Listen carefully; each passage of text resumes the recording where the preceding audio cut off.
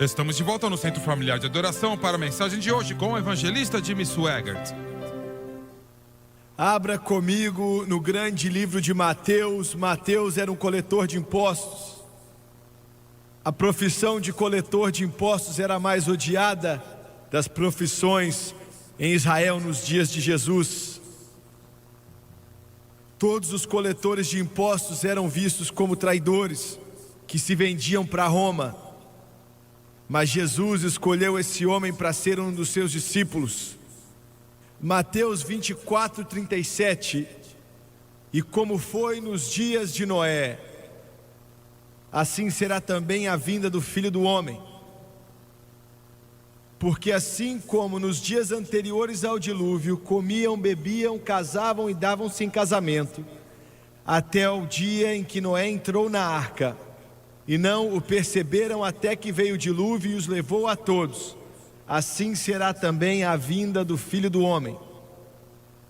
E eu quero usar como tópico, assim como foi nos dias de Noé. É a segunda parte da mensagem que começamos domingo passado. Abaixe a sua cabeça, por favor. Pai Celestial, nós te agradecemos pela sua graça. Venha nos ungir para entregar, assim como o Senhor vem ungir as pessoas para receber. Nós te pedimos isso em nome de Jesus Cristo, e todos dizem amém e amém. Há alguns anos atrás eu debati um muçulmano ali na LSU. Os lugares estavam cheios com centenas de pessoas ali. E quando o debate acabou, eu estava conversando com um dos professores que ensinavam na LSU, que era muçulmano. E ele era muito bondoso, muito educado. E eu perguntei, eu disse: Senhor, há algum lugar nesse país aqui, na nação americana, que o muçulmano, se ele quiser ir à televisão e declarar a sua fé, ele é bem-vindo, ele pode fazer isso, contanto que ele pague? Então por que é que vocês não querem ser bondosos e permitir que o meu programa passe na Arábia Saudita? Porque ele era da Arábia Saudita. Então ele parou por um momento e ele disse: bem, mas essa é a nossa política. E eu disse: pode até ser, mas eu vou te dizer a razão pela qual sua política é assim. E eu fui amável com ele. Eu disse: a razão pela qual você não me permite entrar na Arábia Saudita ou em qualquer país muçulmano é porque o islamismo não pode competir com o cristianismo bíblico.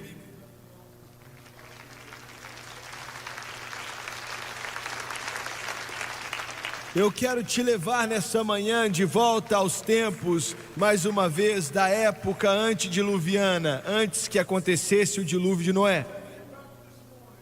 Eu quero voltar até Enoque, que foi o bisavô de Noé. Ele era o pai de Matusalém, que era o avô de Noé. E Matusalém era o pai de Lameque, que foi o pai de Noé. Quando 1000 anos atrás, da época de Noé, e isso é muito tempo atrás, a Bíblia nos diz que Enoque deu o coração dele para Cristo de uma maneira, quando ele tinha 65 anos de idade. E ele viveu por Deus por mais ou menos 300 anos, em meio a uma sociedade maligna e sem Deus, que a mente humana pode imaginar. Eu devo dizer que as mentes eram obscuras, a humanidade estava corrompida. O que testemunhou para ele, eu não sei. A Bíblia não nos diz. Paulo apenas escreveu essas palavras em Hebreus 11. Ele diz que Enoque tinha um testemunho que agradava a Deus. Que declaração! Que declaração! Ele alcançou esse testemunho que agradava a Deus. mas sem fé é impossível de agradar a Deus. E aquele que vem para Deus, Paulo continua dizendo, tem que acreditar que Ele é, e que Ele é um galardoador daqueles que o buscam. Glória a Deus! Com 365 anos de idade, e como eu te disse na semana passada, quando você lê no 5º capítulo e outros lugares a respeito da longevidade desses homens, não era uma fábula, eles viveram por esse período de tempo. Demorou mais de 1000 anos, diabólico como o pecado é, para gastar o corpo perfeito que Deus tinha feito, determinando que ele deveria viver para sempre. Então o pecado finalmente o gastou. E até hoje em dia, nem todos os cientistas do mundo conseguem parar, sabe, os órgãos humanos de envelhecer e ultimamente parar de funcionar. Como é então que Enoque veio até o Senhor, nós não sabemos. Mas por 300 anos, ele viveu para Deus. E quase no fim da vida dele, não, isso aí não está certo. Alguns anos antes do fim da vida dele, ele teve um filho com o nome de Matusalém. Esse nome significa, é muito mais do que somente o nome, significa que quando ele morrer, o dilúvio iria vir. Eu quero repetir. Quando aquele bebezinho veio até esse mundo, Deus Todo-Poderoso, para alertar o mundo, quando ele morrer, dê a ele o nome de Matusalém. Quando ele morrer, o dilúvio virá. Ele viveu mais do que qualquer outra pessoa, 969 anos, que é uma figura da graça de Deus, dizendo às pessoas, se arrependam por favor. Você não está entendendo isso? Não há nada como a graça do Todo-Poderoso Deus. Existem muitos de vocês aqui nessa manhã, e eu estou falando de muitos mais assistindo na televisão e na internet. Você está afundado no pecado. Eu estou dizendo afundado no pecado. E se alguém tivesse visto você naquela época, nunca ia sonhar que você ia dizer sim para Jesus Cristo, por causa de tão ruim que era a sua situação. Mas você conheceu o Galileu. Glória a Deus. Aleluia. And he touched me. Oh, he touched me. An amazing grace filled my soul. Grace. Something happened. And now I know he touched me and he made me whole. Glória a Deus, essa é a graça de Deus. Essa é a graça de Deus. O Senhor fez com que esse homem vivesse mais do que qualquer outro ser humano, porque ele estava tentando alcançar através do ministério de Noé um mundo que estava pronto para ser destruído. Não há indicação de que a esposa de Enoque viveu por Deus. Ele teve outros filhos e filhas, e nada nos diz que eles viveram para Deus. E há uma inclinação na passagem hebraica que diz que Deus o transladou para que ele não visse a morte. Ele era um dos únicos 2 homens que nunca morreram, Enoque e Elias. Enoque e Elias. E os 2 vão voltar na grande tribulação que está por vir, porque aos homens está ordenado morrerem uma vez, e eles vão morrer, mas eles vão ficar mortos por 3 dias. Glória a Deus. Glória a Deus. E com toda a câmera de televisão na face da terra apontada para Jerusalém, naquela rua, e o corpo deles vai estar deitado ali, mas eles vão ressuscitar pelo poder do Deus Todo-Poderoso. Alguém disse: será que você acredita nisso mesmo? Eu acredito sim, porque está aqui no livro. Está no livro. Glória a Deus. Nada nos diz que Matusalém entregou o coração a Cristo. Nada nos diz que os outros filhos e filhas de Enoque, que eles entregaram o coração a Deus. E o texto hebraico insinua que se o Senhor não tivesse trasladado a Enoque, eles iam ter matado ele.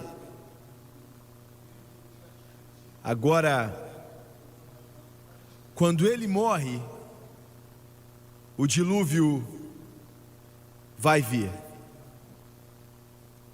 Eu não sei exatamente quando, mas em alguma hora ali, quando Noé tinha mais ou menos 500 anos de idade,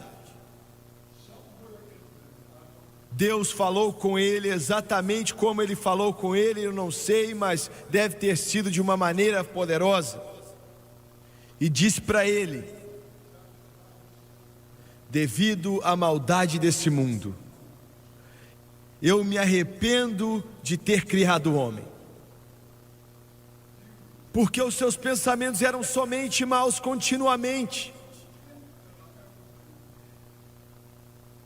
Então eu vou enviar um dilúvio nessa terra, e eu vou tirar todo ser humano da face da terra, com exceção de você e a sua família, sua filha e os seus 3 filhos, Sem, Cão e Jafé, e as esposas deles.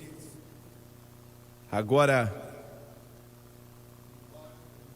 essa palavra foi tão poderosa que literalmente assustou a Noé, e ele não pôde falar nada. A Bíblia diz que por medo,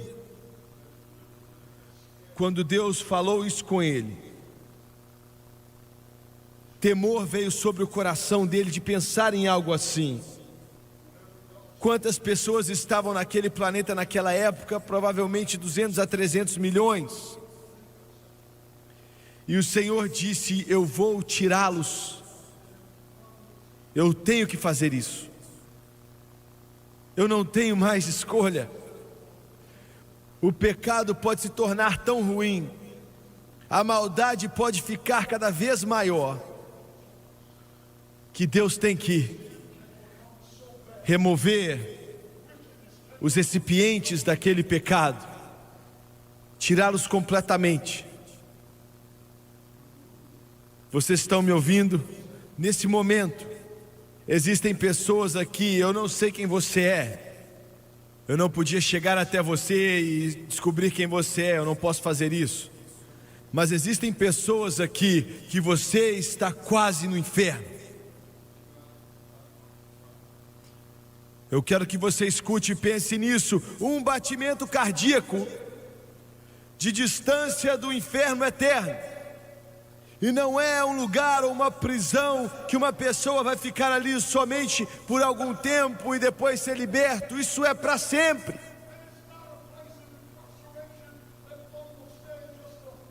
Um batimento cardíaco.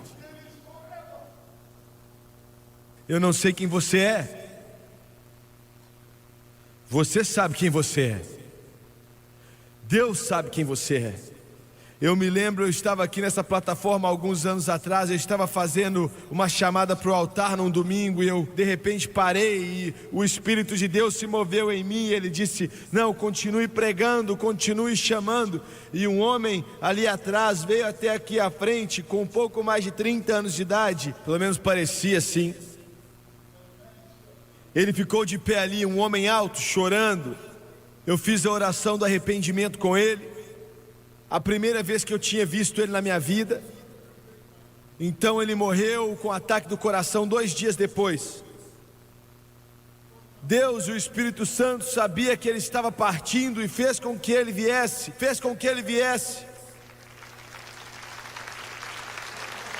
Graças a Deus, porque naquela manhã eu estava chamando pessoas para o altar. E glória a Deus por poder escutar a voz do Espírito Santo que diz: continue pregando. Porque Deus tanto amou o mundo que deu o seu único filho, para que qualquer um que acredite nele não pereça, mas tenha vida eterna. E quando Deus falou com Noé e disse: você construa uma arca, e você tome 2 animais de cada espécie, 7 dos animais limpos, como o cordeiro, a cabra,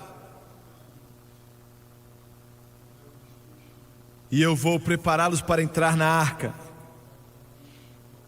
E ele disse: eu quero que você construa a arca desse tamanho, 450 pés de comprimento, é a medida de um campo de futebol e mais a metade. 450 pés de comprimento, 75 pés de largura, 45 pés de altura, pesava mais ou menos 30.000 toneladas. Foi o maior projeto, maior até mesmo que as pirâmides, o maior projeto no planeta inteiro até a Primeira Guerra Mundial. Barco nenhum foi construído com mais de 32.000 toneladas até a Primeira Guerra Mundial. Noé tinha que ser um homem muito rico. Devia ser o homem mais rico na face da terra, porque a maneira que eles construíram aquilo, eles não tinham serradeiras eletrônicas, não tinham equipamento para levantar troncos pesados. Tudo que eles tinham para cortar os troncos era uma foice, que era um tipo de machado. Pode ser que eles tinham algum tipo de serrote, mas a Bíblia não nos diz isso. Eles tinham que cortar aquelas árvores ali com aquela foice.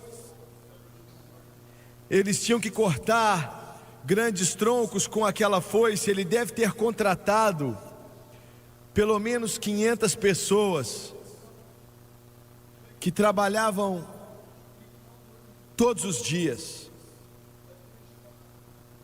E o mundo só falava daquilo naquela época, porque as notícias corriam. E no mundo inteiro daquela época, esse enorme barco, o maior projeto no mundo até 1915. Imagine só.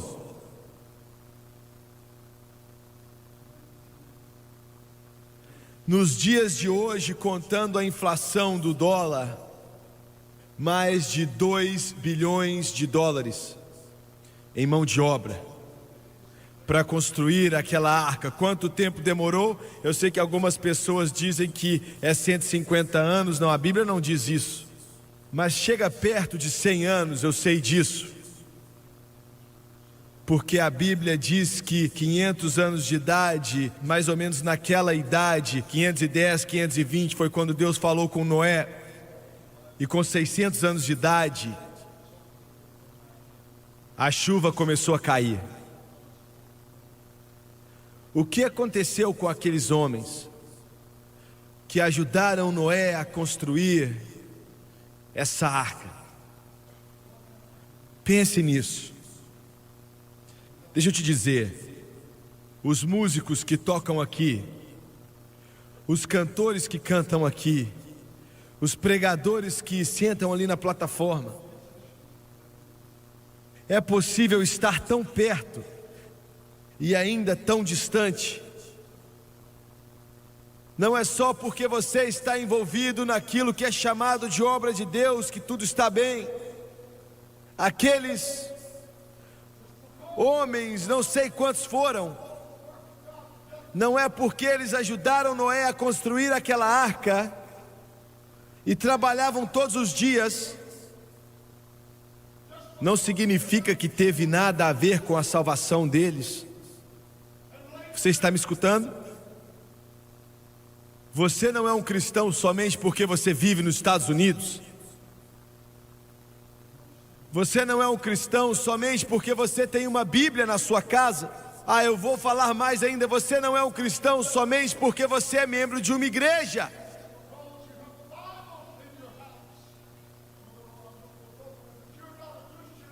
Eu já preguei em muitas reuniões ali na África do Sul. É um país maravilhoso, pessoas maravilhosas. Eu preguei a respeito de Nicodemos, como ele conheceu a Jesus, e ele era um membro do Sinédrio naquela sexta noite, como ele era muito rico e ele era um dos líderes religiosos de Israel, mas ele não era salvo. Ele disse: Senhor, ninguém pode fazer esses milagres que você está fazendo a não ser que Deus esteja com ele. Ele estava certo. Jesus o ignorou e disse: a não ser que você nasça de novo, você nunca vai nem ver o reino de Deus. E pelo que nós sabemos, Nicodemos realmente foi salvo. Glória a Deus. Eu quero repetir, existem milhões de vocês, milhões que pensam que são salvos. Vocês se declaram ser salvos, vocês se chamam de salvos porque vocês fazem parte de uma igreja. Mas ser membro de uma igreja não quer dizer que você é salvo, assim como estar em uma garagem não quer dizer que você é um mecânico.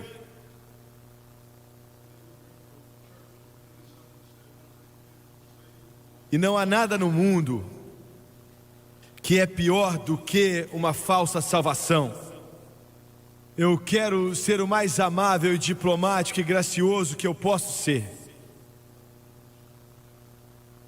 Mas eu quero que a comunidade homossexual me escute, não importa se o Congresso, vote tudo a seu favor. E declare que isso é somente um estilo alternativo de vida, não vai mudar nada nesse livro.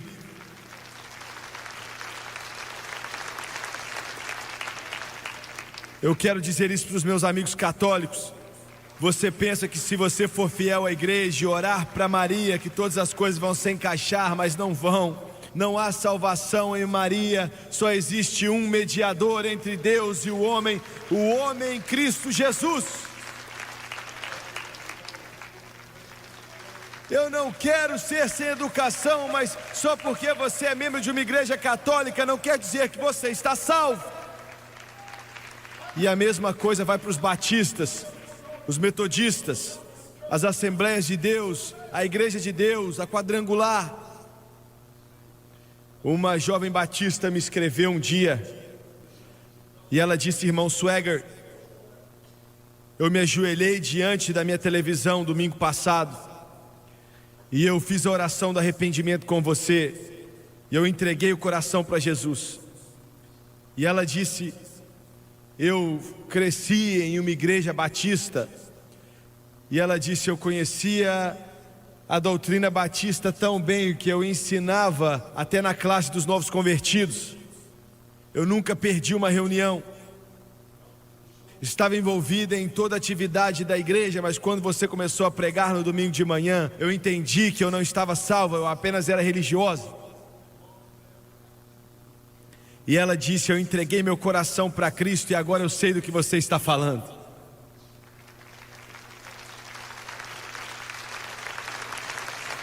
Você não é salvo somente porque você é membro do Centro Familiar de Adoração. Você não é salvo somente porque a Francis ou Dona ou Gabriel, já falou o seu nome aqui. É algo estranho, a salvação é algo tão simples. Porque todo aquele que invocar o nome do Senhor será salvo. Jonas estava na barriga de uma baleia. Não é possível que sua situação esteja pior do que a dele. Quando ele clamou ao Senhor, a Bíblia diz que alguém tem que glorificar nesse lugar. Glória a Deus.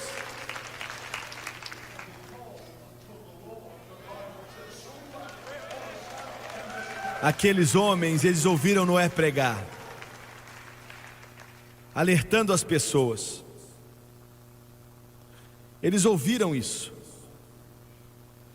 E eles são instrumentais em ajudar a construir essa grande arca, com o peso de 30.000 toneladas, 450 pés de comprimento, 75 metros de largura, 45 metros de altura. E então, um pouco antes do dilúvio vir, de repente, animais em duplas começam a vir da floresta em volta ali.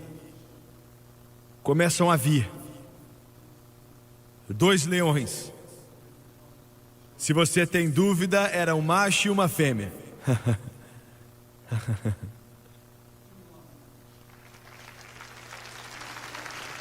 Mulheres, não conseguimos fazer nada sem vocês. Não podemos viver sem vocês. 2 elefantes chegando até ali. Eu escutei a coisa mais estúpida outro dia. A coisa mais estúpida que eu ouvi. Um homem escreveu um livro e disse que não existiam camelos domesticados na época de Abraão. Então a Bíblia não pode ser verdade quando diz que ele tinha camelos, porque os camelos não eram domesticados. Você já viu algum camelo selvagem? Eu nunca vi um camelo selvagem. Eu nunca vi ninguém que já viu um camelo selvagem. Eles nascem domesticados.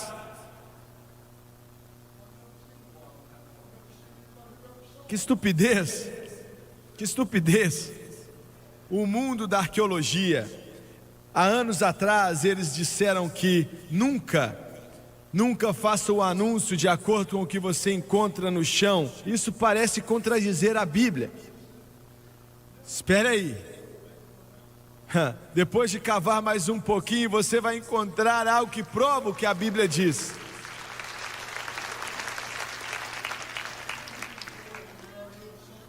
Dois tigres, 2 hipopótamos,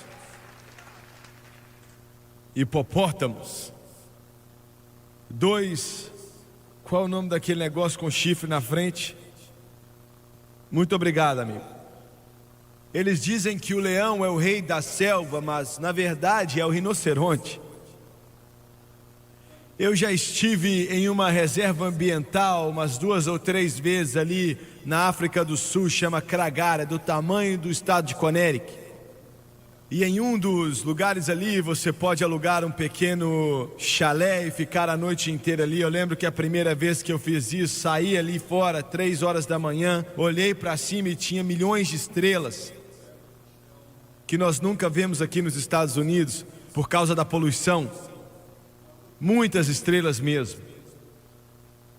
E no restaurante tinha algo primitivo ali, mas uma grande pintura. Tinha um rinoceronte ali. E tinham 5 leões mortos, deitados ali, que aquele rinoceronte tinha matado. Aconteceu. De verdade. Matou os 5 leões que tentaram derrubá-lo. 2 desses. O leão disse, graças a Deus que foram só 2 que entraram naquela arca. Todo pássaro. Agora eu não entendi isso muito bem. Se eu fosse Deus, eu ia ter deixado de fora as jararacas e as cobras, as serpentes venenosas também, ia deixar tudo morrer ali no dilúvio. E há uma razão pela qual ele não fez isso, mas eu não vou entrar nisso. E Noé encheu aquele negócio, ele encheu aquela arca com alimentos. Ele não sabia quanto tempo ia durar aquele dilúvio na terra para cuidar de todos aqueles animais. Para ele, para sua esposa e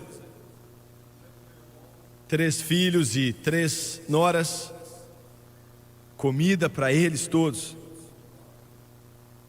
Agora imagine isso, tudo que Deus faz tem um significado para isso. E eu estou indo adiante, eu não vou falar disso a não ser para dizer o seguinte: quando a Arca da Aliança, não a Arca da Aliança, era uma aliança também, mas quando a Arca descansou no Monte Ararat.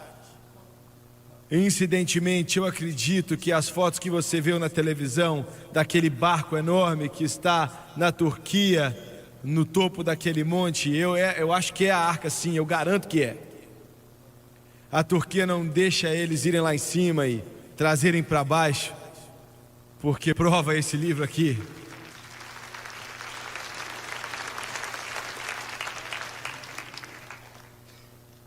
Mas aquela arca descansou e ficou, deixa eu falar dessa maneira aqui, ela ficou na água por exatamente um ano inteiro, 365 dias. Então descansou no Monte Ararat, dia 17 de abril, de acordo com os eruditos, 17 de abril, que é o mês de Abib dos judeus, mas é abril para nós. Dia 17, os filhos de Israel foram libertos do cativeiro egípcio, dia 17 de abril. Jesus ressuscitou dentre os mortos, sim, dia 17 de abril. Glória! Aleluia! Eu não sei o que isso significa, mas eu sei que significa algo maravilhoso. Ele pode voltar. Eu não disse o arrebatamento. A segunda vinda pode acontecer dia 17 de abril. Não sei qual é o ano. Glória a Deus. Monte Ararat, dia 17 de abril. Do Egito, dia 17 de abril. Fora da tumba, dia 17 de abril. Glória, aleluia. Agora, alguns estudantes bíblicos dizem que não choveu antes daquela data, mas choveu sim. Bem no começo, no segundo dia, provavelmente, houve um orvalho que saía do chão ali, mas a chuva começou a cair, eu acho que no terceiro dia. Isso não é o dilúvio que eu estou falando. Ficava nublado ali, chovia, com certeza chovia antes. A chuva não era algo novo ou estranho. O Senhor falou com Noé, ele pregou sua última mensagem. Eu não sei quantos estavam ali para ouvir. Eu tenho certeza que ele era motivo de piada naquele lugar. Aquele tolo Noé, dizendo que um dilúvio está por vir. Eu acho que algumas imobiliárias até falaram: olha, compre o seu lote aqui desse lado da montanha que você não tem que se preocupar com o dilúvio. Mas o Senhor disse para Noé: chegou a hora, entra tu para dentro da arca. Isso significa que Deus estava dentro daquela arca. Se ele estivesse fora da arca, ele ia ter falado assim: vá até a arca. Mas ele disse: entra tu até a arca. E a Bíblia diz que Deus fechou a porta. Eu tenho certeza de que haviam centenas de pessoas, talvez milhares, do lado de fora ali, porque eles já tinham escutado falar que Noé está dizendo que o tempo está acabando. Jesus disse: nos tempos de Noé, eles estavam comendo, bebendo, se casando e dando de casar. O que ele quis dizer com isso? Ele não quis dizer que aquilo era errado. Ele quis dizer que eram dias comuns. Eles não se importavam com o que Noé tinha para dizer. Eles não acreditavam em nada do que ele disse. Quantos de vocês acreditam que existe um inferno? Você acredita nele? Não é algo agradável, mas você acredita porque a Bíblia diz que existe. E começa a chover. Mas em uma questão de 1 hora ou 2 horas ou até menos, começa a chover tão forte que você não pode ver um palmo à sua frente. Então o subsolo se parte e as águas começam a jorrar da terra. Eles dizem que antes do dilúvio não existiam montanhas no mundo, que tinham mais de 10.000 pés de altura. Mas foi o dilúvio que fez com que essas montanhas, algumas chegam a ter até 30.000 pés de altura, o Monte Everest, por aí vai. Pense nisso. Eles dizem que demorou alguns bilhões de anos para cortar o Grande Canyon. Acho que foram cortadas em 5 ou 6 horas ou menos, quando aquela água com tanta força, 2 cientistas, eu vi na televisão, cientistas que conhecem a Deus, eles estavam abrindo os portões. Hoover Dam é o nome daquela represa ali. Eles iam fazer um trabalho ali, então eles abrem aquelas comportas e a água começa a vir com tanta força que começou a comer alguns pés de rocha em algumas horas somente. E eles disseram a coisa certa, eles disseram que provavelmente isso aqui, esse Grande Canyon, foi cortado numa questão de horas, na medida que as águas vinham aqui do chão. Quando chegaram ao lugar, as águas estavam subindo, foi aí que o terror chegou até eles. É tarde demais. Existe a possibilidade de que, se eles pudessem chegar até a arca, alguns chegaram ali e começaram a bater do lado. Por favor, me deixe entrar. Mas por mais de 100 anos Deus já tinha falado, mas não houve resposta. Eu quero voltar mais uma vez ao que eu disse. Existem alguns nesse lugar. Você está a um batimento cardíaco de distância do inferno. Você não está salvo. Você não está vivendo para Deus. Pense no que eu estou falando. Um batimento cardíaco. Essa vida, nós só temos uma vida, é só isso. Você tem certeza de que você está salvo? Sem sombra de dúvidas, você sabe que você está salvo. Abaixe a sua cabeça, por favor. Pai Celestial, Senhor, eu te agradeço hoje pela sua graça e a sua misericórdia. Eu peço, Senhor, para que essas palavras que nós compartilhamos nessa noite, que cada palavra vá ao coração. E eu peço pela convicção do Espírito Santo que se mova em cada vida aqui, em cada coração.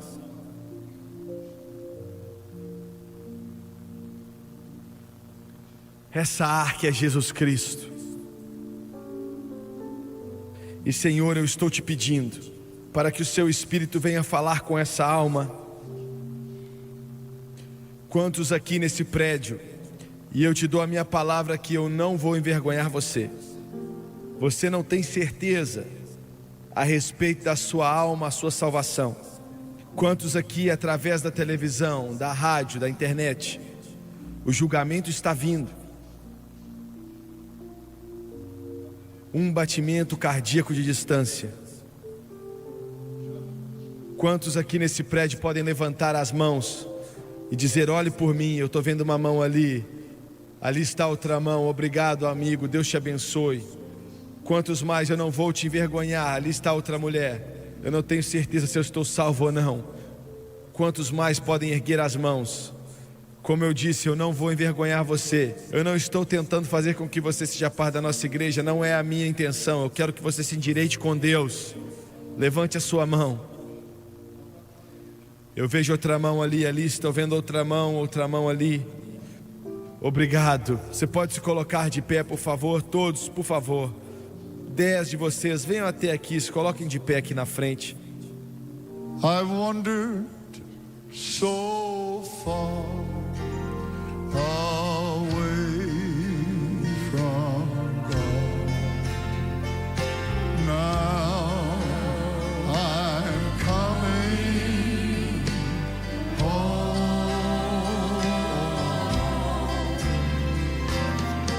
Eyes of sin through all I've tried.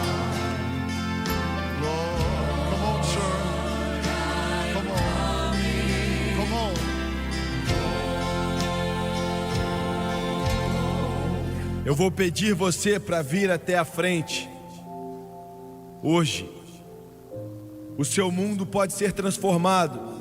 Eu quero que você venha na medida que o Espírito Santo fala ao seu coração. E existe um número de pessoas aqui. Você não levantou suas mãos, mas Deus está falando ao seu coração. Você está escutando as minhas palavras porque Ele ama você. É melhor você tomar essa decisão hoje, porque hoje a Bíblia diz que é o dia da salvação.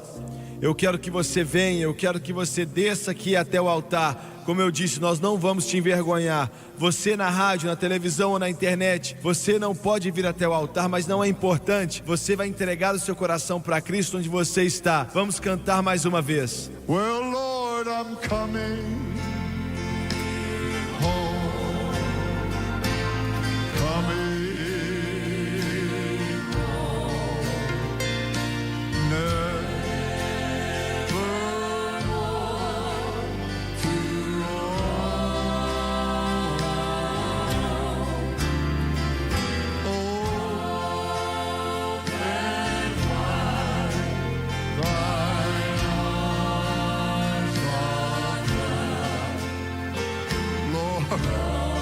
I sense the presence of God here. I want you to step out right now as He speaks to your soul. Sing it one more time now. Coming home.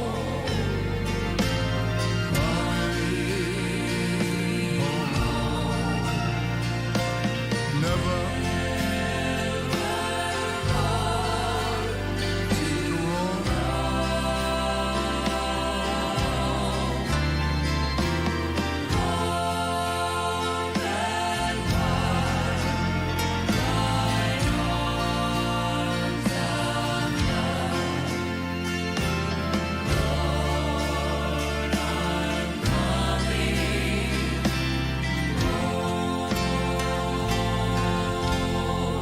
Eu quero que você olhe para o irmão Suega por um momento, por favor. Eu quero que você saiba primeiramente, isso vai para você também.